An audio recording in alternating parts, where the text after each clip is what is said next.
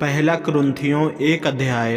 अभिवादन पौलुस की ओर से, जो परमेश्वर की इच्छा से यीशु मसीह का प्रेरित होने के लिए बुलाया गया, और भाई सोस्थिनेस की ओर से परमेश्वर की उस कलीसिया के नाम जो कुरिन्थियुस में है, अर्थात उनके नाम जो मसीह यीशु में पवित्र किए गए और पवित्र होने के लिए बुलाए गए हैं, और उन सब के नाम भी जो हर जगह हमारे और अपने प्रभु यीशु मसीह के नाम से प्रार्थना करते हैं। हमारे पिता परमेश्वर और प्रभु यीशु मसीह की ओर से तुम्हें अनुग्रह और शांति मिलती रहे।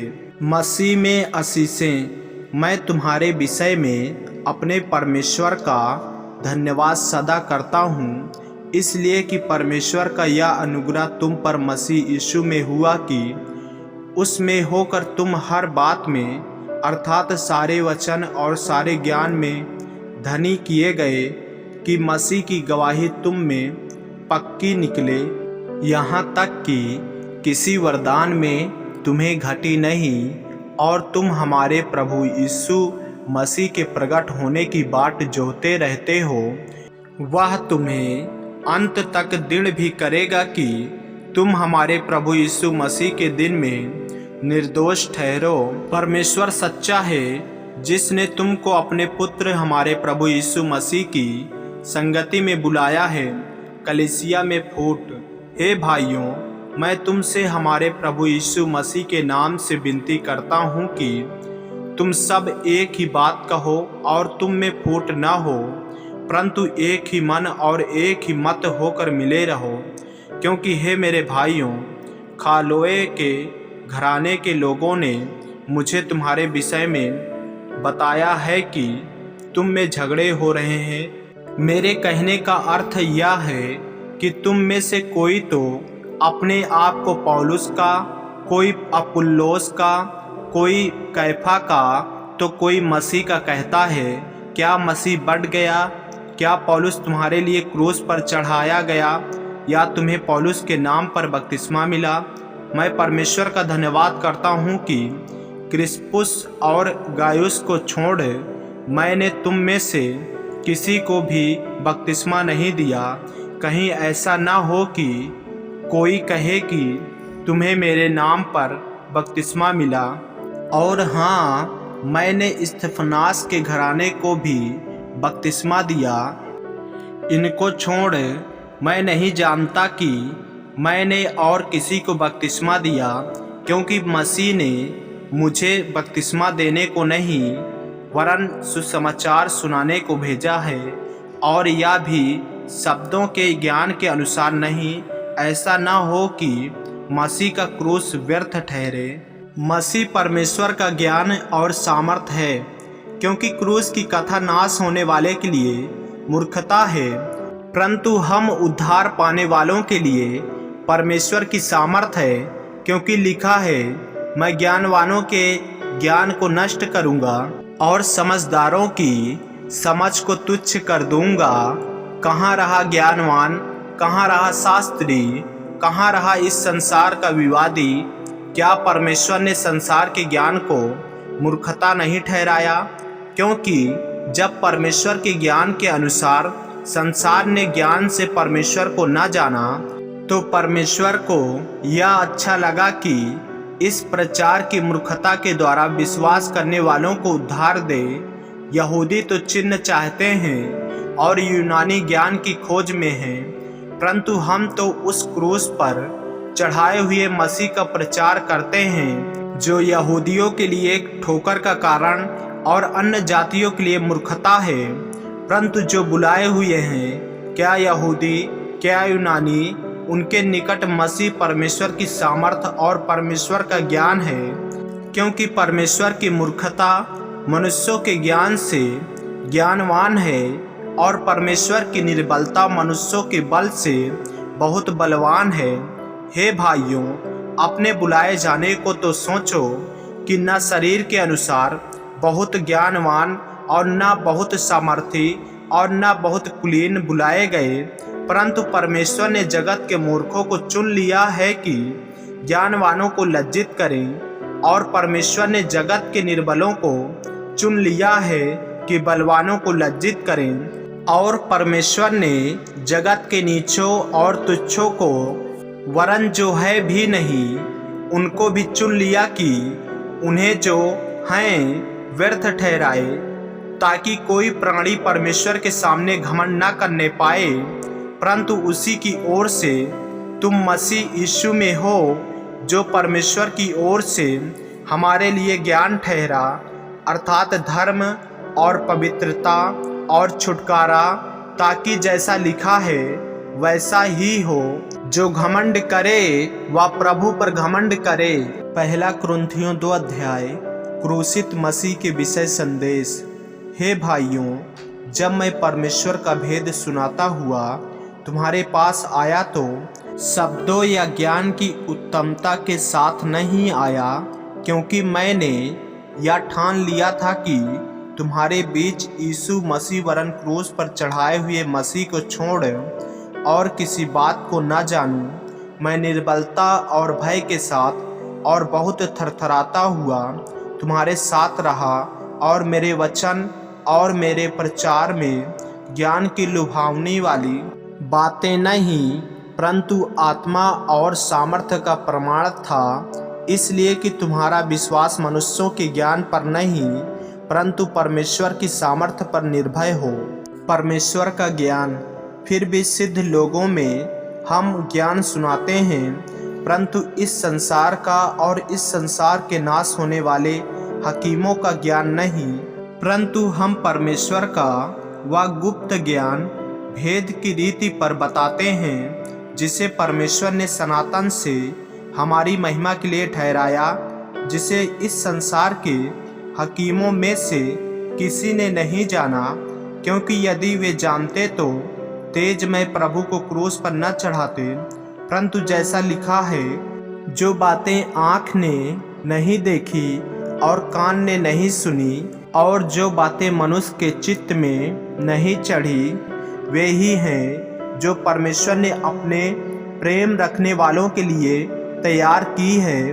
परंतु परमेश्वर ने उनको अपने आत्मा के द्वारा हम पर प्रकट किया, क्योंकि आत्मा सब बातें वरन परमेश्वर की गुण बातें भी जांचता है। मनुष्यों में से कौन किसी मनुष्य की बातें जानता है? केवल मनुष्य की आत्मा जो उसमें है, वैसे ही परमेश्वर की बातें भी कोई नहीं जानता, केवल परमेश्वर का आत्मा। परंतु हमने संसार की आत्मा नहीं, परंतु वह आत्मा पाया है जो परमेश्वर की ओर से है, कि हम उन बातों को जाने जो परमेश्वर ने हमें दी है, जिनको हम मनुष्यों के ज्ञान की सिखाई हुई बातों में नहीं, परंतु आत्मा की सिखाई हुई बातों में आत्मिक बातों से मिला कर सुनाते हैं। परंतु शारीरिक मनुष्य परमेश्वर की आत्मा की बातें ग्रहण नहीं करता, क्योंकि वे उसकी दृष्टि में मूर्खता की बातें हैं, और ना वह उन्हें जान सकता है, क्योंकि उनकी जांच आत्मिक रीति से होती है। आत्मिक जन सब कुछ जांचता है, परंतु वह आप किसी से जांचा नहीं जाता, क्योंकि प्रभु का मन किसने जाना है कि उसे सिखाए, परंतु हम में मसीह का मन है। पहला कुरिन्थियों 3 अध्याय। कलेसिया में गुटबंदी की भक्त सरना। हे भाइयों, मैं तुमसे इस रीति से बातें न कर सका जैसे आत्मिक लोगों से, परंतु जैसे शारीरिक लोगों से और उनसे जो मसीह में बालक हैं। मैंने तुम्हें दूध पिलाया, अन्न न खिलाया, क्योंकि तुम उसको नहीं खा सकते थे, वरन अब तक भी नहीं खा सकते हो, क्योंकि अब तक शारीरिक हो। इसलिए कि जब तुम में डाह और झगड़ा है तो क्या तुम शारीरिक नहीं और क्या मनुष्य की रीति पर नहीं चलते? क्योंकि जब एक कहता है मैं पौलुस का हूँ और दूसरा मैं अपुल्लोस का हूँ, तो क्या तुम मनुष्य नहीं? अपुल्लोस क्या है और पौलुस क्या है? केवल सेवक, जिनके द्वारा तुमने विश्वास किया, जैसा हर एक को प्रभु ने दिया। मैंने लगाया, अपुल्लोस ने सींचा, परंतु परमेश्वर ने बढ़ाया। इसलिए ना तो लगाने वाला कुछ है और ना सींचने वाला, परंतु परमेश्वर ही सब कुछ है जो बढ़ाने वाला है। लगाने वाला और सींचने वाला दोनों एक हैं, परंतु हर एक व्यक्ति अपने ही परिश्रम के अनुसार अपनी ही मजदूरी पाएगा, क्योंकि हम परमेश्वर के सहकर्मी हैं। तुम परमेश्वर की खेती और परमेश्वर की रचना हो।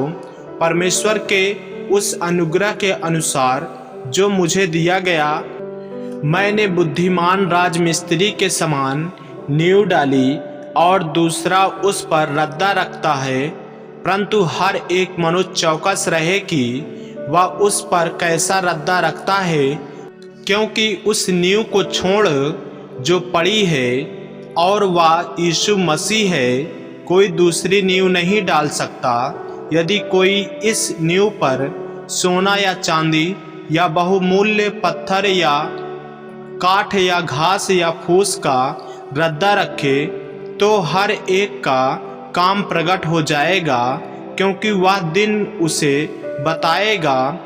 इसलिए कि आग के साथ प्रकट होगा और वह आग हर एक का काम परखेगी कि कैसा है। जिसका काम उस पर बना हुआ स्थिर रहेगा वह मजदूरी पाएगा। यदि किसी का काम जल जाएगा तो वह हानि उठाएगा, पर वह आप बच जाएगा। परंतु जलते जलते क्या तुम नहीं जानते कि तुम परमेश्वर का मंदिर हो और परमेश्वर का आत्मा तुम में वास करता है?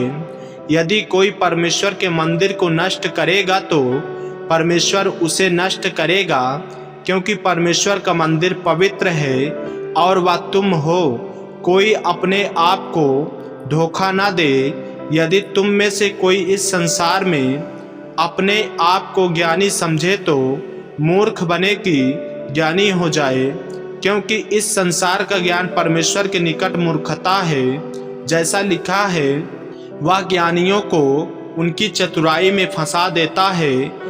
और फिर प्रभु ज्ञानियों के विचारों को जानता है कि वे व्यर्थ हैं। इसलिए मनुष्यों पर कोई घमंड न करे, क्योंकि सब कुछ तुम्हारा है। क्या पौलुस, क्या अपुल्लोस, क्या कैफा, क्या जगत, क्या जीवन, क्या मरण, क्या वर्तमान, क्या भविष्य, सब कुछ तुम्हारा है और तुम मसीह के हो और मसीह परमेश्वर का है। पहला कुरिन्थियों 4 अध्याय।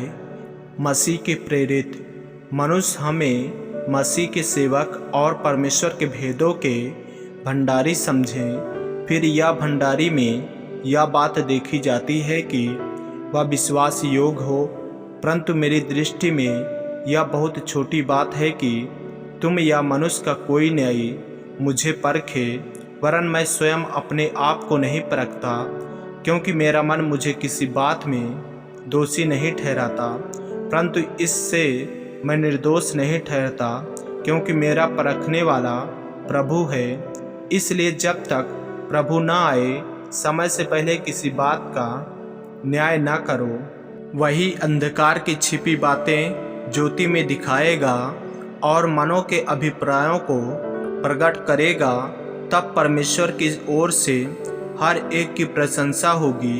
हे भाइयों, मैंने इन बातों में तुम्हारे लिए अपनी और अपुल्लोस की चर्चा दृष्टांत की रीति पर की है, इसलिए कि तुम हमारे द्वारा यह सीखो कि लिखे हुए से आगे न बढ़ना और एक के पक्ष में और दूसरे के विरोध में गर्व न करना, क्योंकि तुझ में और दूसरे में कौन भेद करता है, और तेरे पास क्या है जो तूने दूसरों से नहीं पाया, और जबकि तूने दूसरों से पाया है तो ऐसा घमंड क्यों करता है कि मानो नहीं पाया।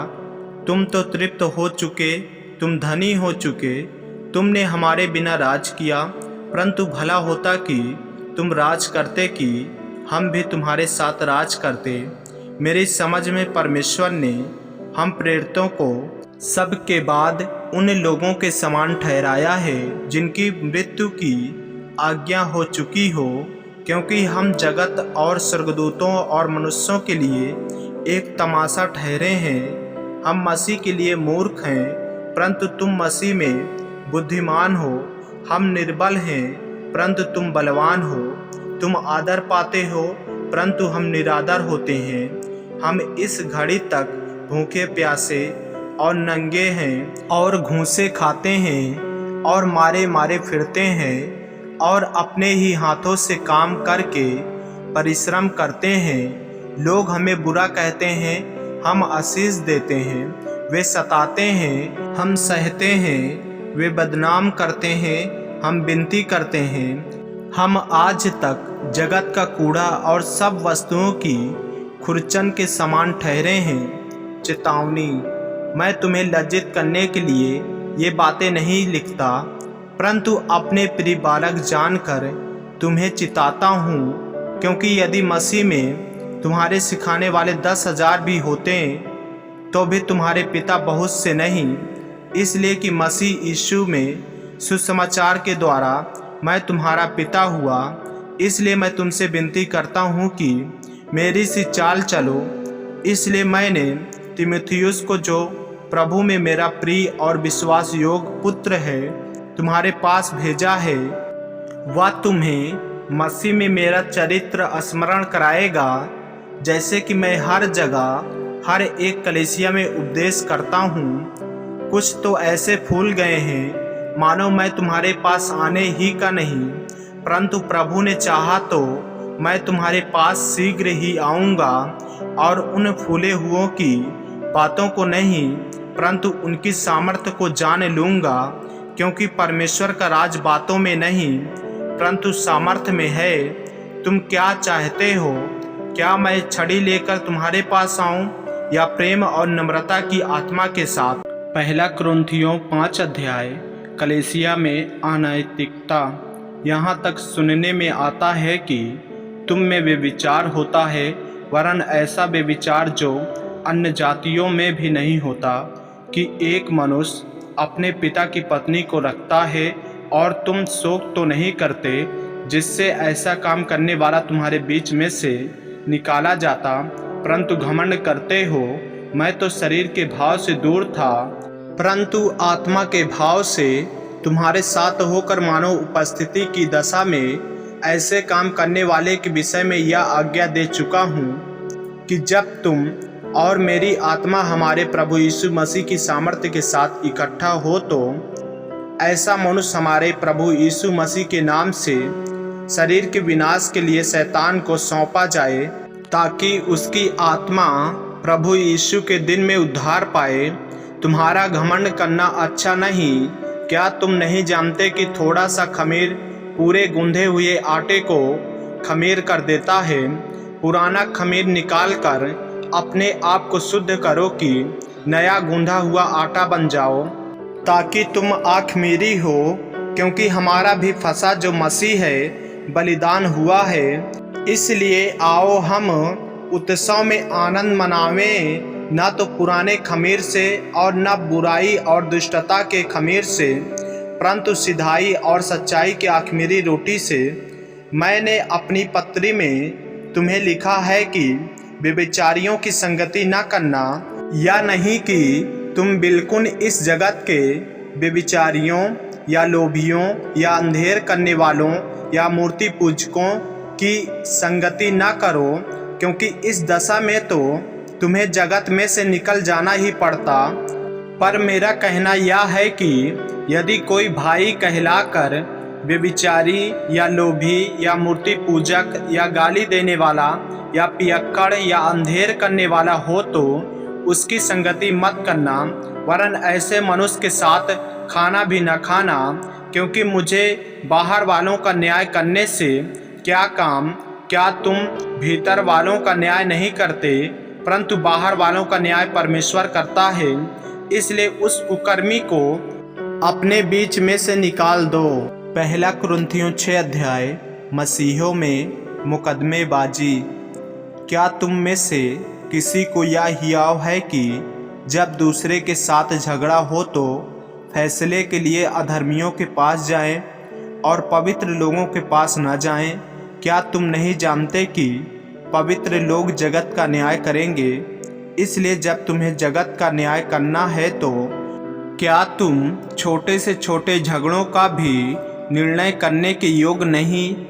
क्या तुम नहीं जानते कि हम स्वर्गदूतों का न्याय करेंगे, तो क्या संसारिक बातों का निर्णय न करें? यदि तुम्हें संसारिक बातों का निर्णय करना हो तो क्या उन्हीं को बैठाओगे जो कलीसिया में कुछ नहीं समझे जाते हैं? मैं तुम्हें लज्जित करने के लिए यह कहता हूँ, क्या सचमुच तुम में एक भी बुद्धिमान नहीं मिलता जो अपने भाइयों का निर्णय कर सके?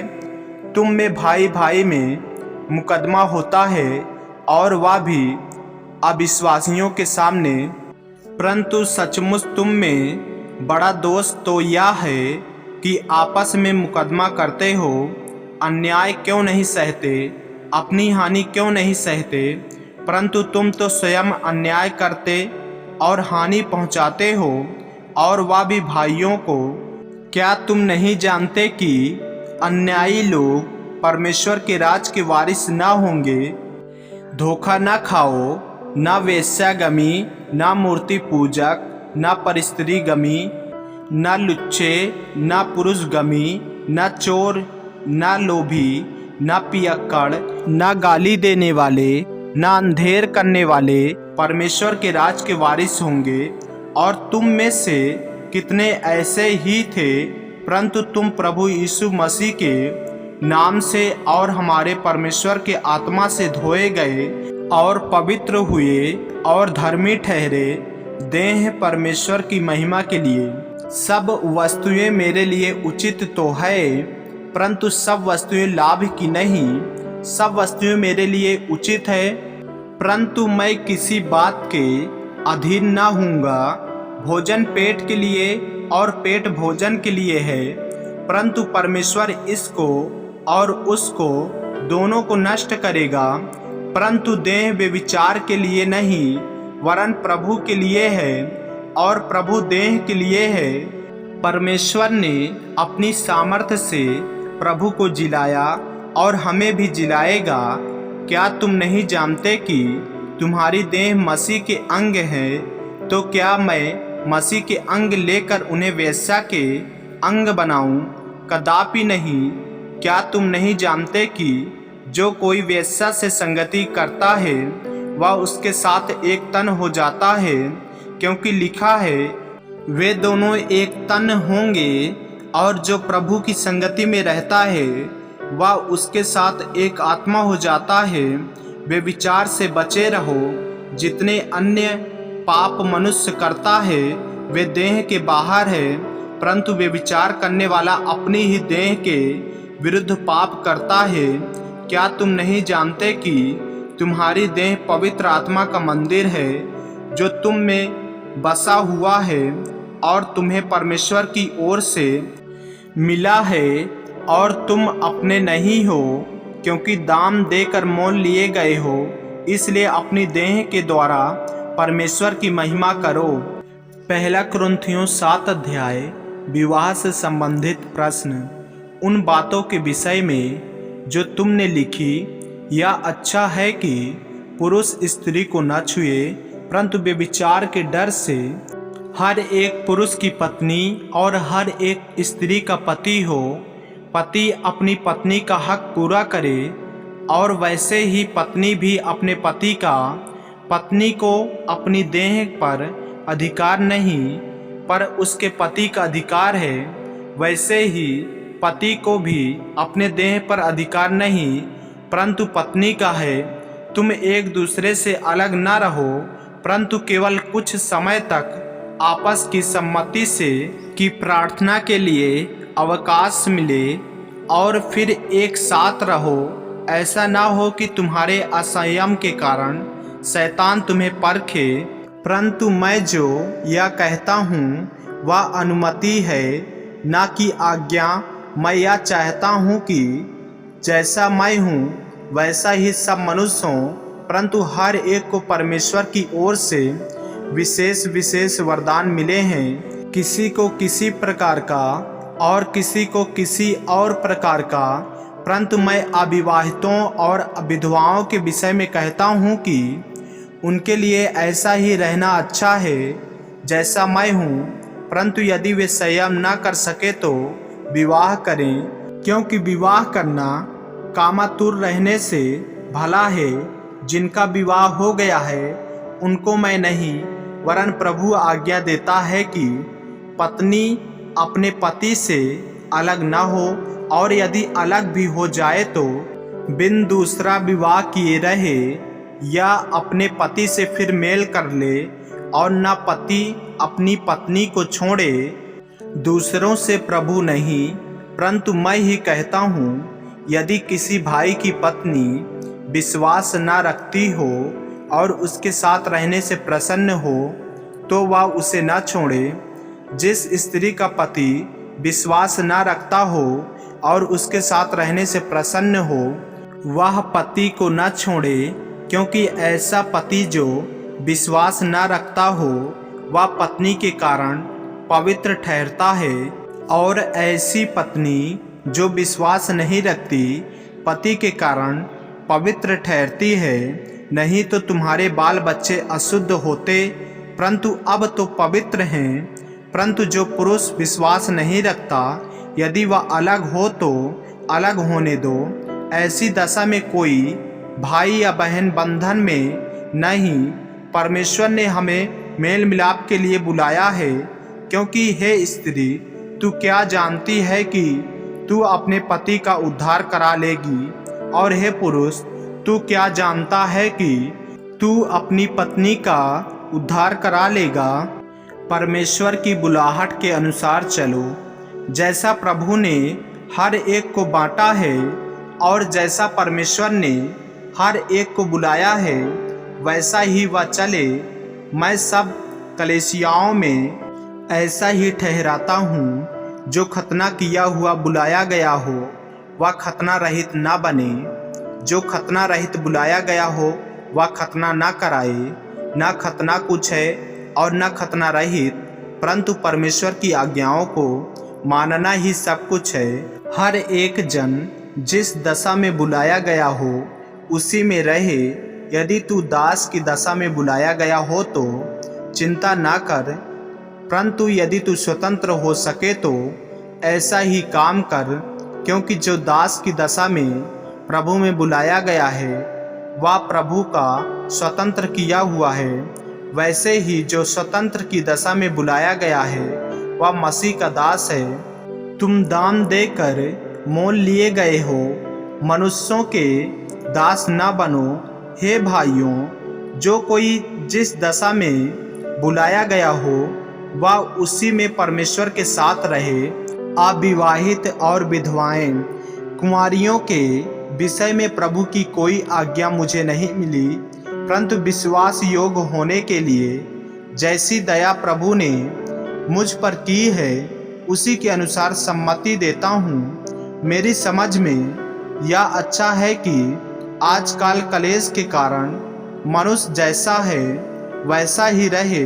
यदि तेरे पत्नी है तो उससे अलग होने का यत्न न कर, और यदि तेरे पत्नी नहीं तो पत्नी की खोज न कर। परंतु यदि तू विवाह भी करे तो पाप नहीं, और यदि कुंवारी विवाही जाए तो कोई पाप नहीं।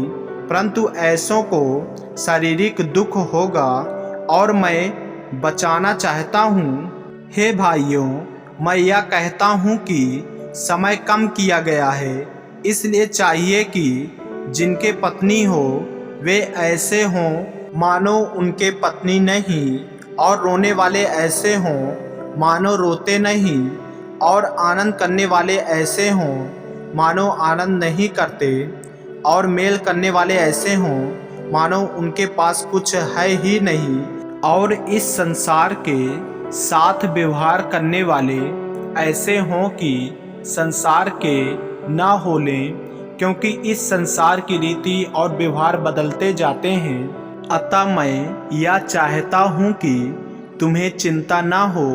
अविवाहित पुरुष प्रभु की बातों की चिंता में रहता है कि प्रभु को कैसे प्रसन्न रखे, परंतु विवाहित मनुष्य इस संसार की बातों की चिंता में रहता है कि अपनी पत्नी को किस रीति से प्रसन्न रखे। विवाहिता और अविवाहिता में भी भेद है। अविवाहिता प्रभु की चिंता में रहती है कि वह देह और आत्मा दोनों में पवित्र हो, परंतु विवाहिता संसार की चिंता में रहती है कि अपने पति को प्रसन्न रखे। मैं यह बात तुम्हारे ही लाभ के लिए कहता हूँ, ना कि तुम्हें फंसाने के लिए, वरन इसलिए कि जैसा शोभा देता है वैसा ही किया जाए कि तुम एक चित्त होकर प्रभु की सेवा में लगे रहो।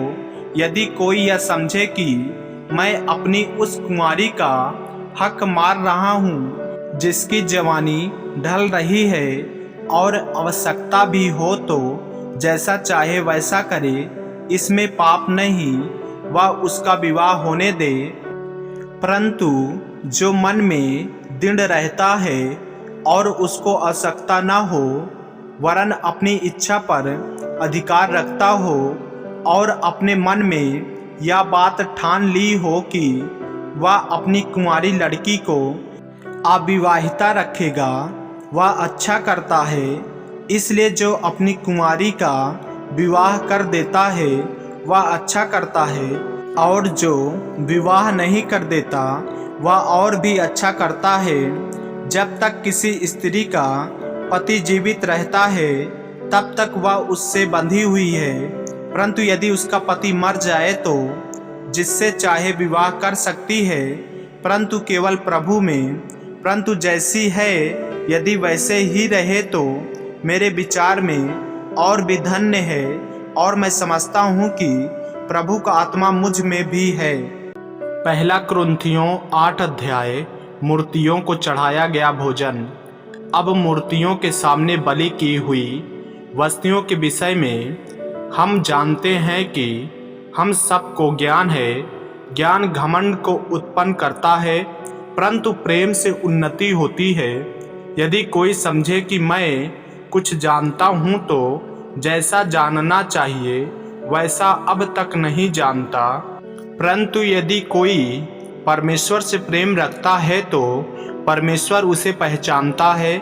अतः मूर्तियों के सामने बलि की हुई वस्तुओं के खाने के विषय में हम जानते हैं कि मूर्ति जगत में कोई वस्तु नहीं और एक को छोड़ और कोई परमेश्वर नहीं। यद्यपि आकाश में और पृथ्वी पर बहुत से ईश्वर कहलाते हैं, जैसा कि बहुत से ईश्वर और बहुत से प्रभु हैं, तो भी हमारे लिए तो एक ही परमेश्वर है, अर्थात पिता, जिसकी ओर से सब वस्तुएं हैं और हम उसी के लिए हैं। और एक ही प्रभु है, अर्थात यीशु मसीह, जिसके द्वारा सब वस्तुएं हुई और हम भी उसी के द्वारा हैं। पर सबको यह ज्ञान नहीं, परंतु कुछ तो अब तक मूर्ति को कुछ समझने के कारण मूर्तियों के सामने बलि की हुई वस्तुओं को कुछ समझकर खाते हैं, और उनका विवेक निर्बल होने के कारण अशुद्ध हो जाता है। भोजन हमें परमेश्वर के निकट नहीं पहुंचाता। यदि हम ना खाएं तो हमारी कुछ हानि नहीं, और यदि खाएं तो कुछ लाभ नहीं। परंतु सावधान, ऐसा ना हो कि तुम्हारी यह स्वतंत्रता कहीं निर्बलों के लिए ठोकर का कारण हो जाए। क्योंकि यदि कोई तुझ ज्ञानी को मूर्ति के मंदिर में भोजन करते देखे और वह निर्बल जन हो, तो क्या उसके विवेक को मूर्ति के सामने बलि की हुई वस्तु खाने का साहस न हो जाएगा? इस रीति से तेरे ज्ञान के कारण वह निर्बल भाई जिसके लिए मसीह मरा नष्ट हो जाएगा। इस प्रकार भाइयों के विरुद्ध अपराध करने से और उनके निर्बल विवेक को चोट पहुंचाने से तुम मसीह के विरुद्ध अपराध करते हो। इस कारण यदि भोजन मेरे भाई को ठोकर खिलाए तो मैं कभी किसी रीति से मांस न खाऊंगा, न हो कि मैं अपने भाई के लिए ठोकर का कारण बनूं। पहला कुरिन्थियों 9 अध्याय। प्रेरित के अधिकार और कर्तव्य। क्या मैं स्वतंत्र नहीं? क्या मैं प्रेरित नहीं? क्या मैंने यीशु को जो हमारा प्रभु है नहीं देखा? क्या तुम प्रभु में मेरे बनाए हुए नहीं? यदि मैं दूसरों के लिए प्रेरित नहीं तो भी तुम्हारे लिए तो हूँ, क्योंकि तुम प्रभु में मेरी प्रेरिताई पर छाप हो। जो मुझे जांचते हैं उनके लिए यही मेरा उत्तर है। क्या हमें खाने पीने का अधिकार नहीं? क्या हमें यह अधिकार नहीं कि किसी मसीही बहन के साथ विवाह करके उसे लिए फिरें, जैसा अन्य प्रेरित और प्रभु के भाई और कैफा करते हैं? या केवल मुझे और बरनबास को ही अधिकार नहीं कि कमाई करना छोड़ें? कौन कभी अपनी गिरह से खाकर सिपाही का काम करता है? कौन दाख की बारी लगाकर उसका फल नहीं खाता? कौन भेड़ों की रखवाली करके उनका दूध नहीं पीता? क्या मैं ये बातें मनुष्य ही के रीति पर बोलता हूँ? क्या व्यवस्था भी यही नहीं कहती? क्योंकि मूसा की व्यवस्था में लिखा है, दांवते समय चलते हुए बैल का मुँह ना बांधना। क्या परमेश्वर बैलों ही की चिंता करता है? या विशेष करके हमारे लिए कहता है? हाँ, हमारे लिए ही लिखा गया, क्योंकि उचित है कि जोतने वाला आशा से जोते और दावने वाला भागी होने की आशा से दावनी करे। अतः जबकि हमने तुम्हारे लिए आत्मिक वस्तुएं बोई, तो क्या यह कोई बड़ी बात है कि तुम्हारी शारीरिक वस्तुओं की फसल काटें? जब दूसरों का तुम पर यह अधिकार है तो क्या हमारा इससे अधिक न होगा? परंतु हम यह अधिकार काम में नहीं लाए, परंतु सब कुछ सहते हैं कि हमारे द्वारा मसीह के सुसमाचार में कुछ रुकावट न हो। क्या तुम नहीं जानते कि जो मंदिर में सेवा करते हैं वे मंदिर में से खाते हैं, और जो वेदी की सेवा करते हैं वे वेदी के साथ भागी होते हैं? इसी रीति से प्रभु ने भी ठहराया कि जो लोग सुसमाचार सुनाते हैं उनकी जीविका सुसमाचार से हो। परंतु मैं इनमें से कोई भी बात काम में न लाया, और मैंने ये बातें इसलिए नहीं लिखी कि मेरे लिए ऐसा किया जाए, क्योंकि इससे तो मेरा मरना ही भला है कि कोई मेरे घमंड को व्यर्थ न ठहराए। यदि मैं सुसमाचार सुनाऊं तो मेरे लिए कुछ घमंड की बात नहीं, क्योंकि यह तो मेरे लिए अवश्य है। यदि मैं सुसमाचार न सुनाऊं तो मुझ पर हाय, क्योंकि यदि अपनी इच्छा से यह करता हूं तो मजदूरी मुझे मिलती है, और यदि अपनी इच्छा से नहीं करता तो भी भंडारीपन मुझे सौंपा गया है। तो मेरी कौन सी मजदूरी है? या कि सुसमाचार सुनाने में मैं मसीह का सुसमाचार सेंत मेत कर दूं, यहाँ तक कि सुसमाचार में जो मेरा अधिकार है उसको भी मैं पूरी रीति से काम में न लाऊं? क्योंकि सबसे स्वतंत्र होने पर भी मैंने अपने आप को सबका दास बना दिया है कि अधिक लोगों को खींच लाऊं। मैं यहूदियों के लिए यहूदी बना कि यहूदियों को खींच लाऊं। जो लोग व्यवस्था के अधीन हैं उनके लिए मैं व्यवस्था के अधीन न होने पर भी व्यवस्था के अधीन बना कि उन्हें जो व्यवस्था के अधीन हैं खींच लाऊं। व्यवस्थाहीनों के लिए मैं जो परमेश्वर की व्यवस्था से हीन नहीं परंतु मसीह की व्यवस्था के अधीन हूँ, व्यवस्थाहीन सा बना कि व्यवस्थाहीनों को खींच लाऊं। मैं निर्बलों के लिए निर्बल सा बना कि निर्बलों को खींच लाऊं। मैं सब मनुष्यों के लिए सब कुछ बना कि किसी न किसी रीति से कई एक का उद्धार कराऊं। मैं यह सब कुछ सुसमाचार के लिए करता हूं कि औरों के साथ उसका भागी हो जाऊं। मसीही दौड़, क्या तुम नहीं जानते कि दौड़ में तो दौड़ते सब ही हैं, परंतु इनाम एक ही ले जाता है? तुम वैसे ही दौड़ो कि जीतो। हर एक पहलवान सब प्रकार का संयम करता है। वे तो एक मुरझाने वाले मुकुट को पाने के लिए यह सब करते हैं, परंतु हम तो उस मुकुट के लिए करते हैं जो मुरझाने का नहीं, इसलिए मैं तो इसी रीति से दौड़ता हूँ, परंतु लक्ष्यहीन नहीं। मैं भी इसी रीति से मुक्के से लड़ता हूँ, परंतु उसके समान नहीं जो हवा पीटता हुआ लड़ता है, परंतु मैं अपनी देह को मारता कूटता और वश में लाता हूँ, ऐसा न हो कि औरों को प्रचार करके मैं आप ही किसी रीति से निकम्मा ठहरूं।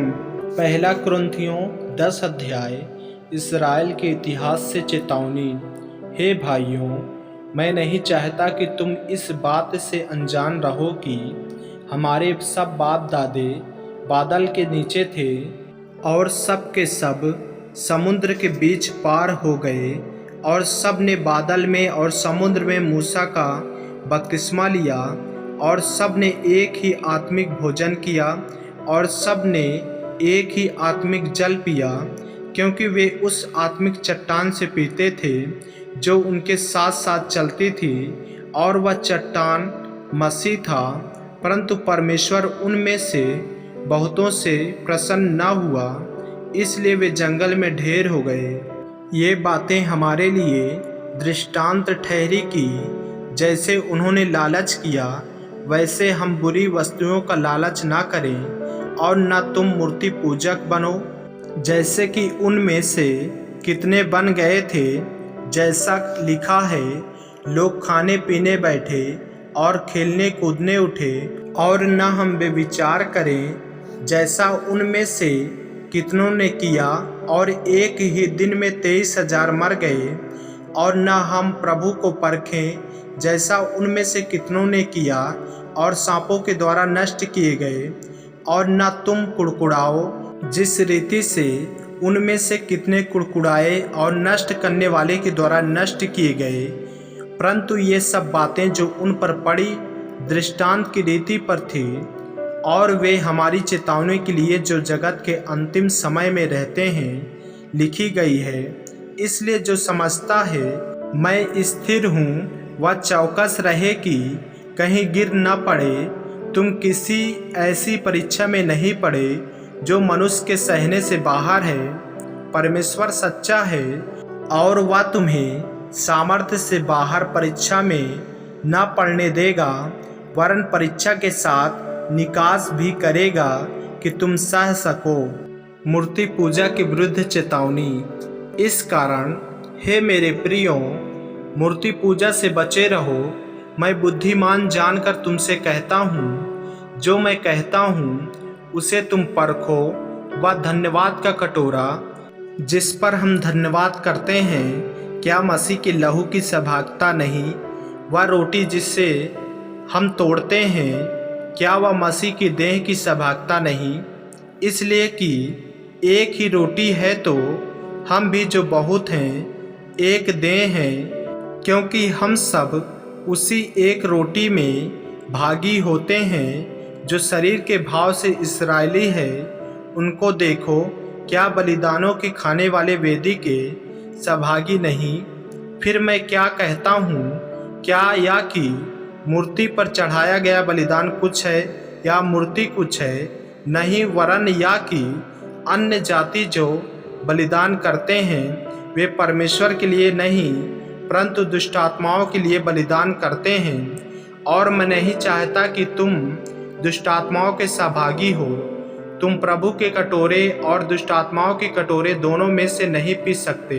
तुम प्रभु की मेज और दुष्ट आत्माओं की मेज दोनों के साझी नहीं हो सकते।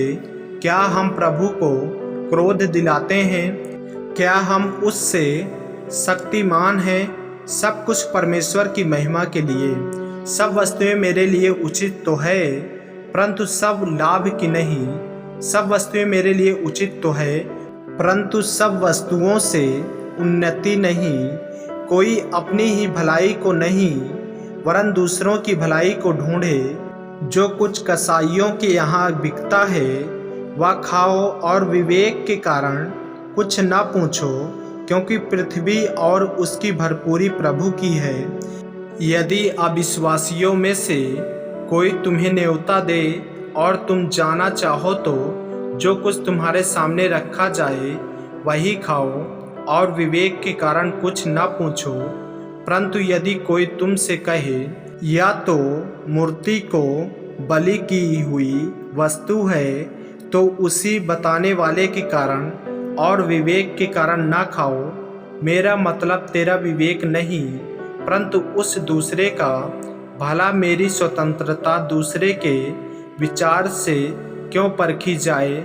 यदि मैं धन्यवाद करके साझी होता हूँ, तो जिस पर मैं धन्यवाद करता हूँ उसके कारण मेरी बदनामी क्यों होती है? इसलिए तुम चाहे खाओ, चाहे पियो, चाहे कुछ करो, सब कुछ परमेश्वर की महिमा के लिए करो। तुम न यहूदियों, न यूनानियों और न परमेश्वर की कलीसिया के लिए ठोकर के कारण बनो, जैसा मैं भी सब बातों में सबको प्रसन्न रखता हूँ और अपना नहीं परंतु बहुतों के लिए लाभ ढूंढता हूँ कि वे उद्धार पाएं। पहला कुरिन्थियों 11 अध्याय। तुम मेरी सी चाल चलो जैसा मैं मसीह की सी चाल चलता हूँ। आराधना में सिर ढकना।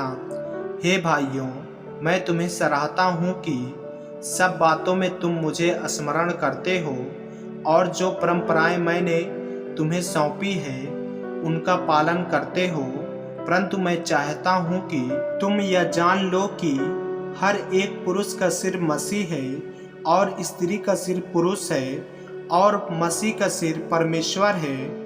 और जो पुरुष सिर ढके हुए प्रार्थना या भविष्यवाणी करता है वह अपने सिर का अपमान करता है, परंतु जो स्त्री उघाड़े सिर प्रार्थना या भविष्यवाणी करती है वह अपने सिर का अपमान करती है, क्योंकि वह मुंडी होने के बराबर है।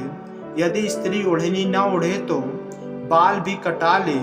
यदि स्त्री के लिए बाल कटाना या मुंडन कराना लज्जा की बात है तो ओढ़नी ओढ़े।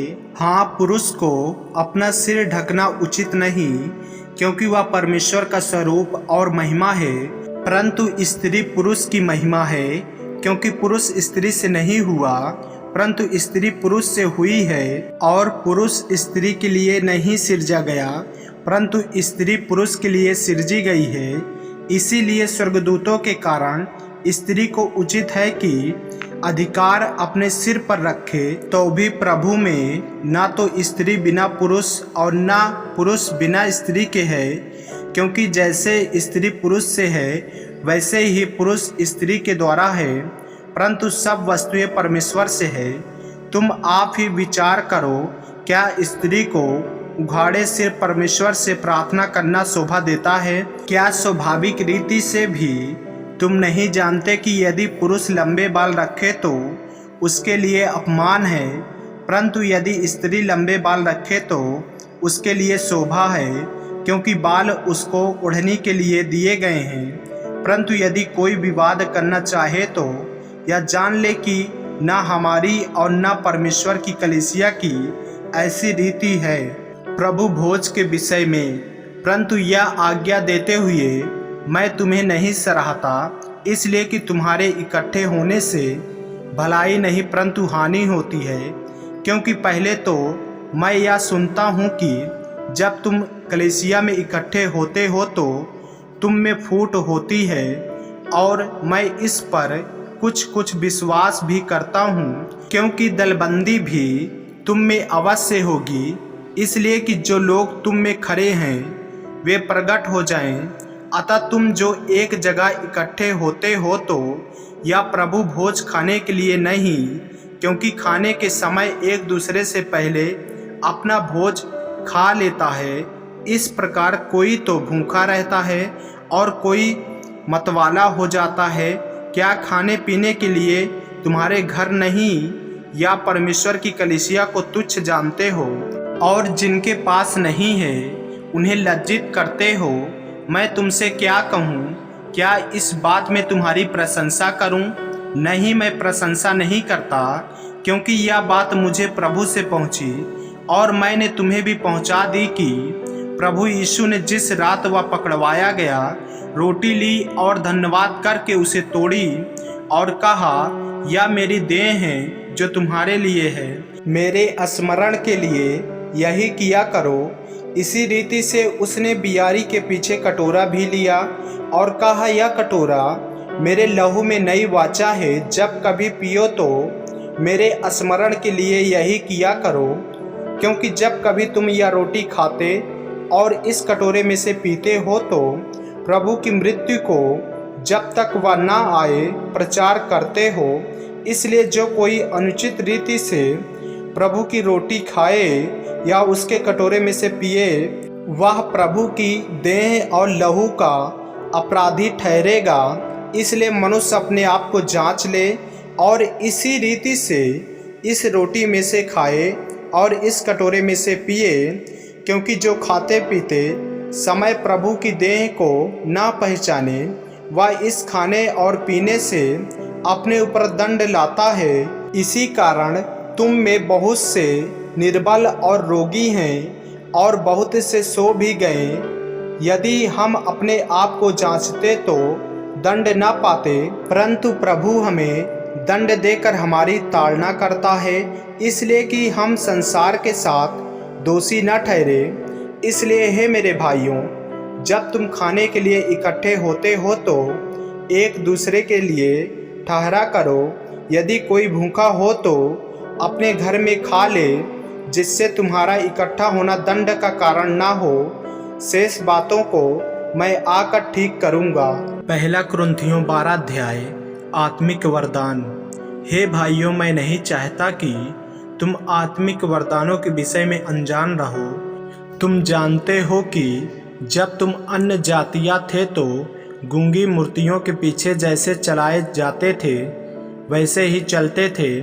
इसलिए मैं तुम्हें चेतावनी देता हूँ कि जो कोई परमेश्वर की आत्मा की अगुवाई से बोलता है, वह नहीं कहता कि यीशु श्रापित है, और न कोई पवित्र आत्मा के बिना कह सकता है कि यीशु प्रभु है। वरदान तो कई प्रकार के हैं, परंतु आत्मा एक ही है, और सेवा भी कई प्रकार की है, परंतु प्रभु एक ही है। और प्रभावशाली कार्य कई प्रकार के हैं, परंतु परमेश्वर एक ही है, जो सब में सब प्रकार का प्रभाव उत्पन्न करता है, किंतु सबके लाभ पहुंचाने के लिए हर एक को आत्मा का प्रकाश दिया जाता है। क्योंकि एक को आत्मा के द्वारा बुद्धि की बातें दी जाती है और दूसरे को उसी आत्मा के अनुसार ज्ञान की बातें, किसी को उसी आत्मा से विश्वास और किसी को उसी एक आत्मा से चंगा करने का वरदान दिया जाता है। फिर किसी को सामर्थ्य के काम करने की शक्ति, और किसी को भविष्यवाणी की, और किसी को आत्माओं की परख, और किसी को अनेक प्रकार की भाषा, और किसी को भाषाओं का अर्थ बताना। परंतु ये सब प्रभावशाली कार्य वही एक आत्मा करता है, और जिसे जो चाहता है वह बांट देता है। देह एक अंग अनेक, क्योंकि जिस प्रकार देह तो एक है और उसके अंग बहुत से हैं, और उस एक देह के सब अंग बहुत होने पर भी सब मिलकर एक ही देह हैं, उसी प्रकार मसीह भी है।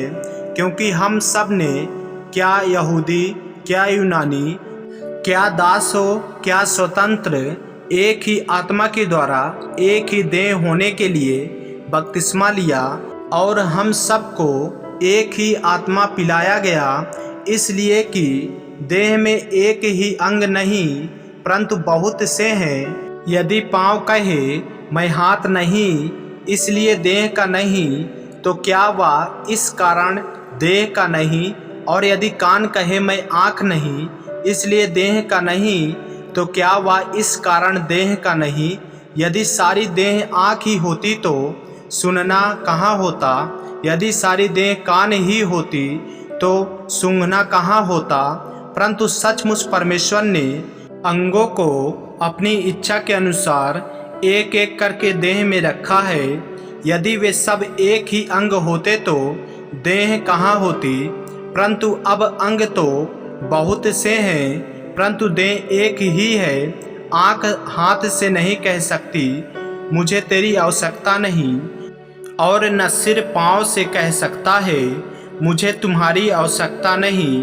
परंतु देह के वे अंग जो दूसरों से निर्बल लगते हैं बहुत ही आवश्यक हैं, और देह के जिन अंगों को हम आदर के योग्य नहीं समझते, उन्हीं को हम अधिक आदर देते हैं और हमारे शोभाहीन अंग और भी बहुत शोभामान हो जाते हैं। फिर भी हमारे शोभामान अंगों को इसकी आवश्यकता नहीं, परंतु परमेश्वर ने देह को ऐसा बना दिया है कि जिस अंग को आदर की घटी थी उसी को और भी बहुत आदर मिले, ताकि देह में फूट ना पड़े, परंतु अंग एक दूसरे की बराबर चिंता करे।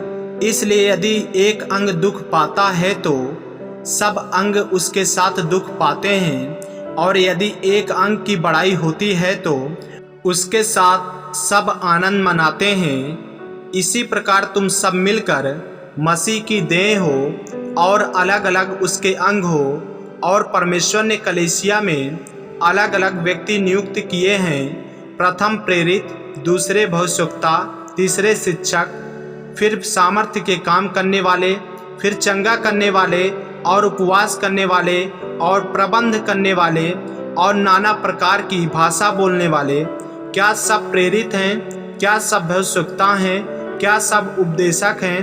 क्या सब सामर्थ्य के काम करने वाले हैं? क्या सबको चंगा करने का वरदान मिला है? क्या सब नाना प्रकार की भाषा बोलते हैं? क्या सब अनुवाद करते हैं? तुम बड़े से बड़े वरदानों की धुन में रहो, परंतु मैं तुम्हें और भी सबसे उत्तम मार्ग बताता हूँ। पहला कुरिन्थियों 13 अध्याय। प्रेम सबसे उत्तम मार्ग। यदि मैं मनुष्यों और स्वर्गदूतों की बोलियां बोलूं और प्रेम न रखूं तो मैं एक ठनठनाता हुआ पीतल और झनझनाती हुई झांझ हूँ। और यदि मैं भविष्यवाणी कर सकूं और सब भेदों और सब प्रकार के ज्ञान को समझूं, और मुझे यहाँ तक पूरा विश्वास हो कि मैं पहाड़ों को हटा दूं, परंतु प्रेम न रखूं तो मैं कुछ भी नहीं। यदि मैं अपनी संपूर्ण संपत्ति कंगालों को खिला दूं या अपनी देह जलाने के लिए दे दूं और प्रेम न रखूं तो मुझे कुछ भी लाभ नहीं। प्रेम धीरजवंत है और कृपालु है। प्रेम डाह नहीं करता, प्रेम अपनी बड़ाई नहीं करता और फूलता नहीं। वह अनिरीति नहीं चलता, वह अपनी भलाई नहीं चाहता, झुंझलाता नहीं, बुरा नहीं मानता, कुकर्म से आनंदित नहीं होता, परंतु सत्य से आनंदित होता है। वह सब बातें सह लेता है, सब बातों की प्रतीत करता है, सब बातों की आशा रखता है, सब बातों में धीरज धरता है। प्रेम कभी टलता नहीं। भविष्यवाणियाँ हो तो समाप्त हो जाएंगी, भाषाएं हो तो जाती रहेंगी, ज्ञान हो तो मिट जाएगा, क्योंकि हमारा ज्ञान अधूरा है और हमारी भविष्यवाणी अधूरी। परंतु जब सर्वसिद्ध आएगा तो अधूरा मिट जाएगा। जब मैं बालक था तो मैं बालकों के समान बोलता था, बालकों का सा मन था, बालकों की सी समझ थी, परंतु जब सियाना हो गया तो बालकों की बातें छोड़ दी। अभी हमें दर्पण में धुंधला सा दिखाई देता है, परंतु उस समय आमने सामने देखेंगे। इस समय मेरा ज्ञान अधूरा है, परंतु उस समय ऐसी पूरी रीति से पहचानूंगा जैसे मैं पहचाना गया हूँ। पर अब विश्वास, आशा, प्रेम ये तीनों अस्थायी है, पर इनमें सबसे बड़ा प्रेम है। पहला कुरिन्थियों 14 अध्याय। भविष्यवाणी और अन्य अन्य भाषाएं। प्रेम का अनुकरण करो और आत्मिक वरदानों की भी धुन में रहो, विशेष करके या कि भविष्यवाणी करो, क्योंकि जो अन्य भाषा में बातें करता है वह मनुष्यों से नहीं परंतु परमेश्वर से बातें करता है, इसलिए कि उसकी बातें कोई नहीं समझता, क्योंकि वह भेद की बातें आत्मा में होकर बोलता है। परंतु जो भविष्यवाणी करता है वह मनुष्यों से उन्नति और उपदेश और शांति की बातें कहता है। जो अन्य भाषा में बातें करता है वह अपनी ही उन्नति करता है, परंतु जो भविष्यवाणी करता है वह कलीसिया की उन्नति करता है। मैं चाहता हूँ कि तुम सब अन्य भाषाओं में बातें करो, परंतु इससे अधिक यह चाहता हूँ कि भविष्यवाणी करो, क्योंकि यदि अन्य भाषाएं बोलने वाला कलीसिया की उन्नति के लिए अनुवाद न करे तो भविष्यवाणी करने वाला उससे बढ़कर है। इसलिए हे भाइयों, यदि मैं तुम्हारे पास आकर अन्य भाषाओं में बातें करूं और प्रकाश या ज्ञान या भविष्यवाणी या उपदेश की बातें तुमसे न कहूँ तो मुझसे तुम्हें क्या लाभ होगा। इसी प्रकार यदि निर्जीव वस्तुएं भी जिनसे ध्वनि निकलती है, जैसे बांसुरी या बीन, यदि उनके स्वरों में भेद न हो तो जो फूंका या बजाया जाता है वह कैसे पहचाना जाएगा। और यदि तुरही का शब्द साफ न हो तो कौन लड़ाई के लिए तैयारी करेगा। ऐसे ही तुम भी यदि जीभ से साफ साफ बातें न कहो तो जो कुछ कहा जाता है वह कैसे समझा जाएगा। तुम तो हवा से बातें करने वाले ठहरोगे। जगत में कितनी ही प्रकार की भाषाएं क्यों न हो, परंतु उनमें से कोई भी बिना अर्थ की ना होगी। इसलिए यदि मैं किसी भाषा का अर्थ ना समझूं तो बोलने वाले की दृष्टि में परदेशी ठहरूंगा और बोलने वाला मेरी दृष्टि में परदेशी ठहरेगा। इसलिए तुम भी जब आत्मिक वरदानों की धुन में हो तो ऐसा प्रयत्न करो कि तुम्हारे वरदानों की उन्नति से कलीसिया की उन्नति हो। इस कारण जो अन्य भाषा बोले वह प्रार्थना करे कि उसका अनुवाद भी कर सके। इसलिए यदि मैं अन्य भाषा में प्रार्थना करूं तो मेरी आत्मा प्रार्थना करती है, परंतु मेरी बुद्धि काम नहीं देती। अतः क्या करना चाहिए? मैं आत्मा से भी प्रार्थना करूंगा और बुद्धि से भी प्रार्थना करूंगा। मैं आत्मा से गाऊंगा और बुद्धि से भी गाऊंगा। नहीं तो यदि तू आत्मा ही से धन्यवाद करेगा तो फिर ज्ञानी तेरे धन्यवाद पर आमीन कैसे कहेगा, क्योंकि वह तो नहीं जानता कि तू क्या कहता है। तू तो भली भांति धन्यवाद करता है, परंतु दूसरे की उन्नति नहीं होती। मैं अपने परमेश्वर का धन्यवाद करता हूँ कि मैं तुम सब से अधिक अन्य भाषाओं में बोलता हूँ, परंतु कलीसिया में अन्य भाषा में 10,000 बातें कहने से या मुझे और भी अच्छा जान पड़ता है कि दूसरों को सिखाने के लिए बुद्धि से 5 ही बातें कहूँ। हे भाइयों, तुम समझ में बालक न बनो, बुराई में तो बालक रहो, परंतु समझ में सियाना बनो। व्यवस्था में लिखा है कि प्रभु कहता है, मैं अपरिचित भाषा बोलने वालों के द्वारा और पराये मुख के द्वारा इन लोगों से बातें करूंगा, तो भी वे मेरी न सुनेंगे। इसलिए अन्य भाषाएं विश्वासियों के लिए नहीं, परंतु अविश्वासियों के लिए चिन्ह है, और भविष्यवाणी अविश्वासियों के लिए नहीं, परंतु विश्वासियों के लिए चिन्ह है। अतः यदि कलीसिया एक जगह इकट्ठी हो और सब के सब अन्य भाषाएं बोले और बाहर वाले या अविश्वासी लोग भीतर आ जाएं, तो क्या वे तुम्हें पागल ना कहेंगे?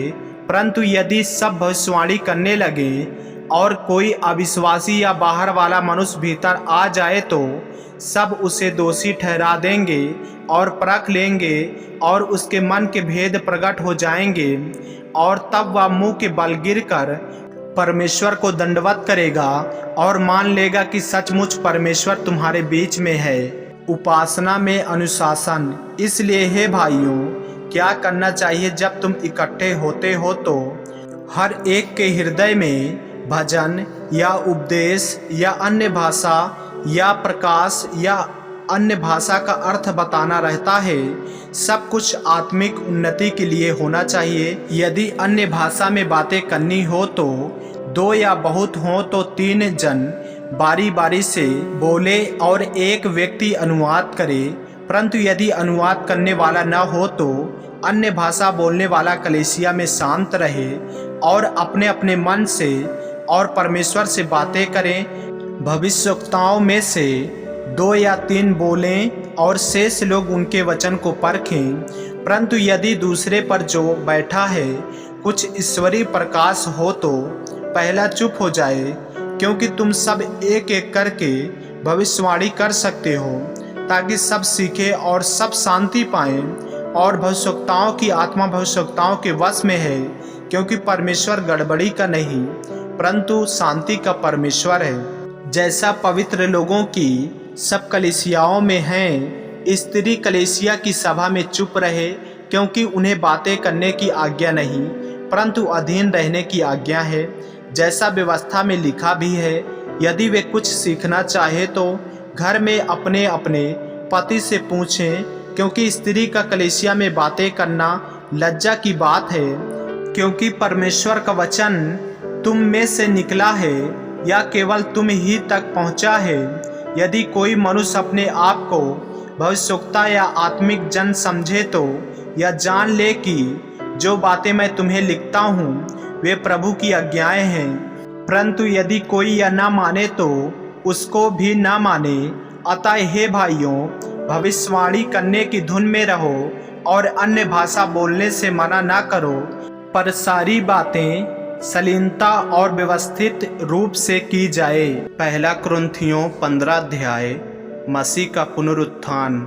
हे भाइयों, अब मैं तुम्हें वही सुसमाचार बताता हूँ जो पहले सुना चुका हूँ, जिसे तुमने अंगीकार भी किया था और जिसमें तुम स्थिर भी हो, उसी के द्वारा तुम्हारा उद्धार भी होता है। यदि उस सुसमाचार को जो मैंने तुम्हें सुनाया था स्मरण रखते हो, नहीं तो तुम्हारा विश्वास करना व्यर्थ हुआ। इसी कारण मैंने सबसे पहले तुम्हें वही बात बता दी जो मुझे पहुंची थी, कि पवित्र शास्त्र के वचन के अनुसार यीशु मसीह हमारे पापों के लिए मर गया और गाड़ा गया, और पवित्र शास्त्र के अनुसार तीसरे दिन जी भी उठा, और कैफा को तब बराहों को दिखाई दिया। फिर वह 500 से अधिक भाइयों को एक साथ दिखाई दिया, जिनमें से बहुत से अब तक जीवित हैं, पर कुछ सो गए। फिर वह याकूब को दिखाई दिया, तब सब प्रेरितों को दिखाई दिया। सबके बाद मुझको भी दिखाई दिया, जो मानो अधूरे दिनों का जन्मा हूँ, क्योंकि मैं प्रेरित में से सबसे छोटा हूँ, वरन प्रेरित कहलाने के योग्य भी नहीं, क्योंकि मैंने परमेश्वर की कलीसिया को सताया था। परंतु मैं जो कुछ भी हूँ परमेश्वर के अनुग्रह से हूँ। उसका अनुग्रह जो मुझ पर हुआ वह व्यर्थ नहीं हुआ, परंतु मैंने उन सब से बढ़कर परिश्रम भी किया, तो भी यह मेरी ओर से नहीं हुआ, परंतु परमेश्वर के अनुग्रह से जो मुझ पर था। इसलिए चाहे मैं हूँ चाहे वे हों, हम यही प्रचार करते हैं, और इसी पर तुमने विश्वास भी किया, हमारा पुनरुत्थान। इसलिए जबकि मसीह का यह प्रचार किया जाता है कि वह मरे हुओं में से जी उठा, तो तुम में से कितने कैसे कहते हैं कि मरे हुओं का पुनरुत्थान है ही नहीं। यदि मरे हुओं का पुनरुत्थान है ही नहीं तो मसीह भी नहीं जी उठा, और यदि मसीह नहीं जी उठा तो हमारा प्रचार करना भी व्यर्थ है और तुम्हारा विश्वास भी व्यर्थ है, वरन हम परमेश्वर के झूठे गवाह ठहरे, क्योंकि हमने परमेश्वर के विषय में यह गवाही दी कि उसने मसीह को जिला दिया, यद्यपि नहीं जिलाया। यदि मरे हुए नहीं जी उठते और यदि मुर्दे नहीं जी उठते तो मसीह भी नहीं जी उठा, और यदि मसीह नहीं जी उठा तो तुम्हारा विश्वास व्यर्थ है और तुम अब तक अपने पापों में फंसे हो। वरन जो मसीह में सो गए हैं वे भी नष्ट हुए। यदि हम केवल इसी जीवन में मसीह से आशा रखते हैं तो हम सब मनुष्यों से अधिक अभागे हैं, परंतु सचमुच मसीह मुर्दों में से जी उठा है, और जो सो गए हैं उनमें वह पहला फल हुआ। क्योंकि जब मनुष्य के द्वारा मृत्यु आई तो मनुष्य ही के द्वारा मरे हुओं का पुनरुत्थान भी आया। और जैसे आदम में सब मरते हैं, वैसे ही मसीह में सब जिलाए जाएंगे, परंतु हर एक अपनी अपनी बारी से। पहला फल मसीह, फिर मसीह के आने पर उसके लोग, इसके बाद अंत होगा।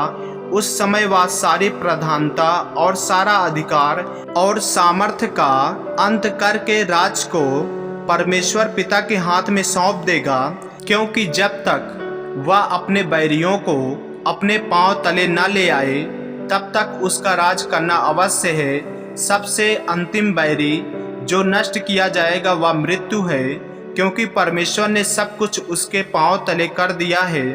परंतु जब वह कहता है कि सब कुछ उसके अधीन कर दिया गया है, तो प्रत्यक्ष है कि जिसने सब कुछ उसके अधीन कर दिया वह आप अलग रहा और जब सब कुछ उसके अधीन हो जाएगा तो पुत्र आप भी उसके अधीन हो जाएगा, जिसने सब कुछ उसके अधीन कर दिया, ताकि सब में परमेश्वर ही सब कुछ हो। नहीं तो जो लोग मरे हुओं के लिए बपतिस्मा लेते हैं वे क्या करेंगे? यदि मुर्दे जी उठते ही नहीं तो फिर क्यों उनके लिए बपतिस्मा लेते हैं? और हम भी क्यों हर घड़ी जोखिम में पड़ते रहते हैं? हे भाइयों, मुझे उस घमंड की शपथ जो हमारे मसीह यीशु में मैं तुम्हारे विषय में करता हूँ कि मैं प्रतिदिन मरता हूँ। यदि मैं मनुष्य की रीति पर इफिसुस में वन पशुओं से लड़ा तो मुझे क्या लाभ हुआ? यदि मुर्दे जिलाए नहीं जाएंगे तो आओ खाए पिए, क्योंकि कल तो मर ही जाएंगे। धोखा न खाना बुरी संगति अच्छे चरित्र को बिगाड़ देती है। धर्म के लिए जाग उठो और पाप ना करो, क्योंकि कुछ ऐसे हैं जो परमेश्वर को नहीं जानते। मैं तुम्हें लज्जित करने के लिए यह कहता हूँ, पुनरुत्थान की देह। अब कोई यह कहेगा, मुर्दे किस रीति से जी उठते हैं और कैसे देह के साथ आते हैं? हे निर्बुद्धि, जो कुछ तू बोता है जब तक वह न मरे जिलाया नहीं जाता, और जो कुछ तू बोता है या वह देह नहीं जो उत्पन्न होने वाली है, परंतु निरा दाना है, चाहे गेहूं का चाहे किसी और अनाज का, परंतु परमेश्वर अपनी इच्छा के अनुसार उसको देह देता है, और हर एक बीज को उसकी विशेष देह है। सब शरीर एक समान नहीं, मनुष्यों का शरीर और है, पशुओं का शरीर और है, पक्षियों का शरीर और है, मछलियों का शरीर और है।